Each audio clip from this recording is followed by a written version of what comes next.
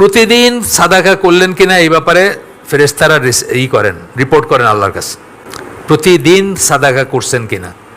আর যদি না করেন তাহলে আপনাকে 5 টাকাই করেন, 1 টাকাই করেন, যার যেটা তৌফিক দিচ্ছেন আল্লাহ, কিন্তু প্রতিদিন করা, প্রতিদিন রিপোর্টিং হয় সাদাকা করছেন কিনা, এবং যে করে না তাকে কৃপণ হিসাবে রেজিস্টার করা হয়। এটা যেমন আমি জানতাম না কোনোদিন। আমরা হয়তো অনেকে অনেক পয়সা দান করি বা করি, হয়তো করি, কিন্তু প্রতিদিন করার একটা ফজিলত আছে, প্রতিদিন করার একটা ব্যাপার আছে। তো এটা জানার পরে আমি অনেককে শিখাই দিই কী করবেন।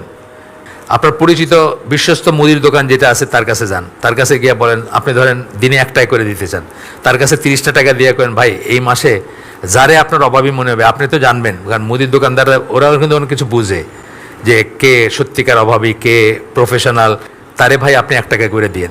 আপনাকে আল্লাহ তৌফিক দিয়েছেন, আপনি 3000 টাকা দেন, 3000 টাকা দিয়ে তার কাছে বলেন যে 100 টাকা করে ভাই রোজ, যার বাড়িতে চাল নাই আদাসের চাল দিবেন, 1 পাওয়া আলু দিবেন বা কিছু দিবেন, ভালো সুন্দর খাওয়া হয়ে যাবে।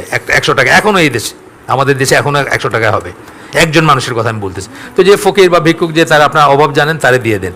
আপনি এইভাবে সাদাকাটা কন্টিনিউয়াস করতে পারেন। এটা কিন্তু আমি বেশি দিনের জ্ঞান না আমার। তো এই হাদিসটা আমি কোনোদিন শুনি নাই দেখে যেটা নাই এমন কোনো কথা নাই, কিন্তু আমি বলতেই পারি যে দেখান তো আমার দলিল দেখান, আচ্ছা দলিল দেখালো, বাস তারপর আমি আমল করতে শুরু করলাম, এরকম আর কি। দ্বিতীয়ত বলতেছেন, কোরআনের সুপ্রতিষ্ঠিত হওয়া সত্ত্বেও সুন্নাহ সম্বন্ধে কারো অজ্ঞতা ক্ষমা করে যেতে পারে, যেমন একজন নতুন ধর্মান্তরিত ব্যক্তির বেলায়।